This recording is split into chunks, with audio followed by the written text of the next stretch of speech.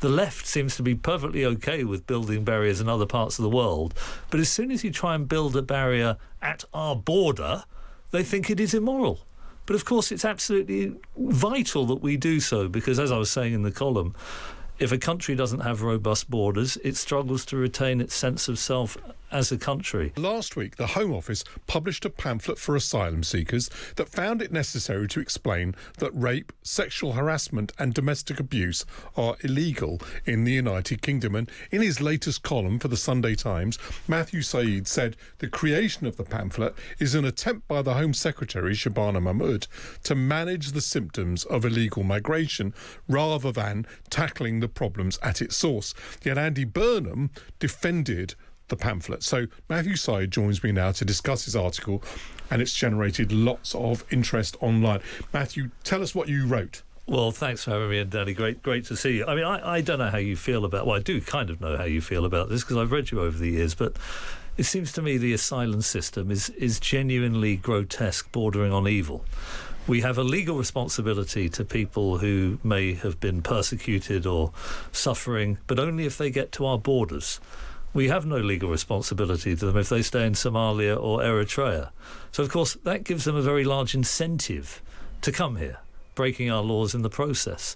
It gives an incentive to people like Putin to stoke instability in the Sahel and beyond, because he knows that those people are not going to go to Russia. Have you noticed that, Danny? Very rarely go to Russia or North Korea or Iran or China. They come to the West because this is where people predominantly wish to live. It means we have to bribe transit countries like Libya and Turkey in order to stop them coming through. The left seems to be perfectly okay with building barriers in other parts of the world, but as soon as you try and build a barrier at our border, they think it is immoral. But of course, it's absolutely vital that we do so, because as I was saying in the column, if a country doesn't have robust borders, it struggles to retain its sense of self as a country. And I'd be interested if your experience is the same as mine. Every time I've met a politician, left or right, and talked logically about the need to, as it were, change the legal settlement that prevents our judges prevents our politicians from detaining and instantly deporting anyone who comes illegally, they agree. But they don't seem to be willing to go public and say this, somewhat to my surprise. That's true. Well, there is quite a lot of people who are uncomfortable about the consequences of doing that. And I always explain, well, you can't do anything without consequences. But that, so you're quite right in finding there's a difference between what people are willing to do and what they're willing to say. Before I go on to ask you about what we might do about it, let me just ask about the pamphlet. You were saying that the Home Secretary is trying to manage a problem rather than deal with it.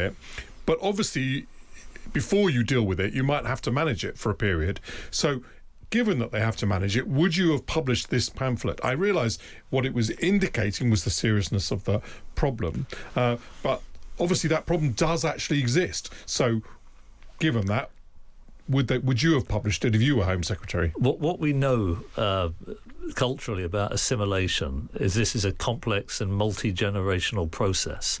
We absorb our values as we grow up, and we tend to hold on to them for quite a long time, even if we move to a culture with different values. I mean, most of the work on this by people like Henrik and Muthu Krishna show that it takes at least 2 generations of integration. By the way, that integration doesn't tend to happen if you can reassemble the same culture in the country into which you have travelled. This is one of the problems with very large scale immigration, is they create the same communities sequestrated from the rest of the society, so assimilation does not happen.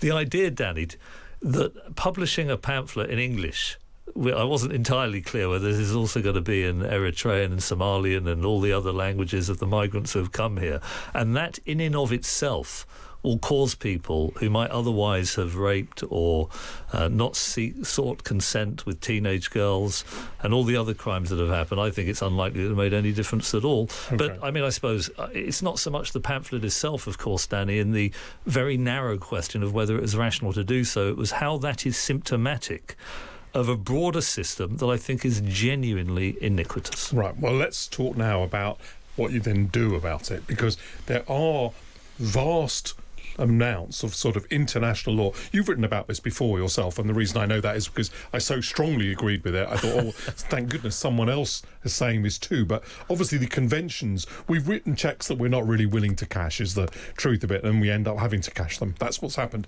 with these refugee conventions and other things that internationally are supposed to be an obligation to Britain, and this obligation is now too big. And that's what you're really saying. So how do you actually unpick that? Governments might wish to do that, but Rishi Sunak for sure would have agreed with everything that you said, and yet in power find it very difficult to do anything even as simple as stop the boats.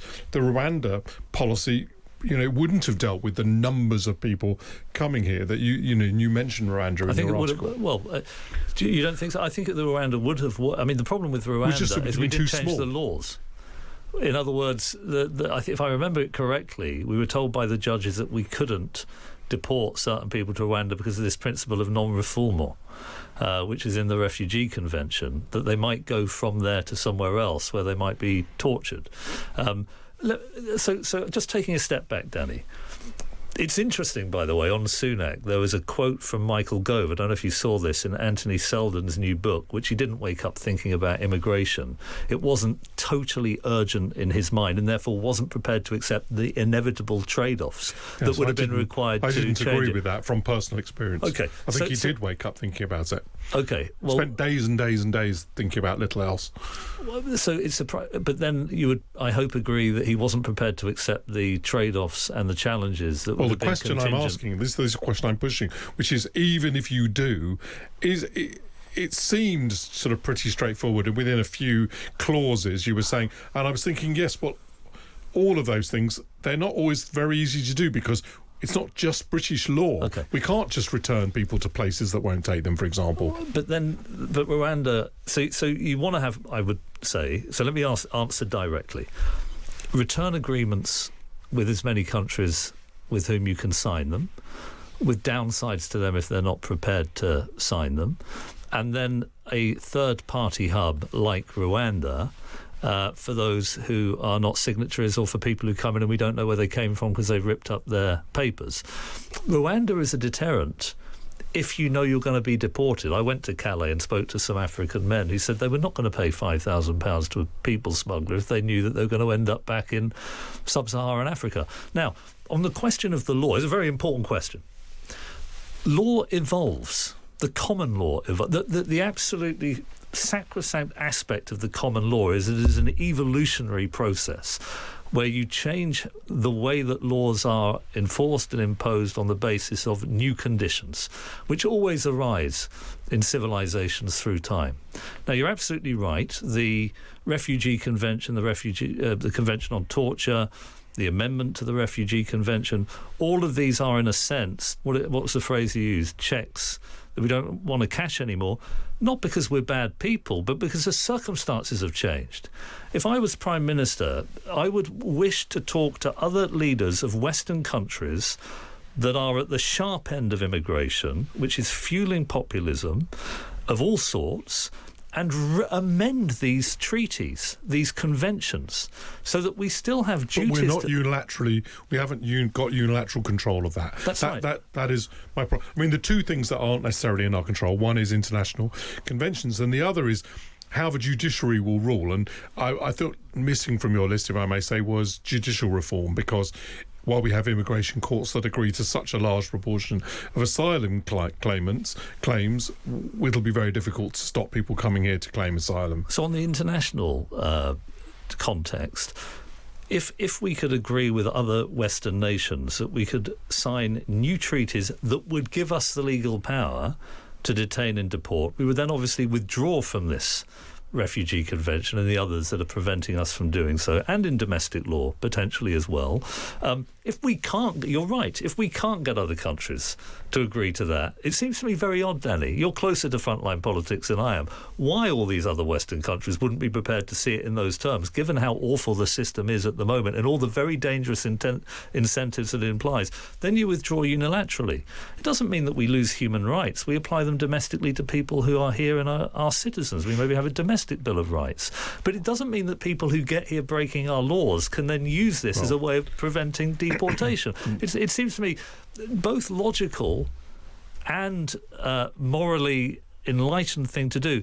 If it's practically difficult, you have to bulldoze what's the point of having politics if you can't get the laws to tally with what the people wish? Yes, well, I think that's one of the things that, of course, has caused a lot of disquiet about conventional politics, actually. So it's a really interesting question. We could be talking for the rest of the programme just on this, and probably for the whole week. But unfortunately, I have to wrap that up. And that was Matthew Syed, my fellow columnist, contributor to The Times and Sunday Times, always riveting. And he was, of course, riveting just now. Thank you, Matthew.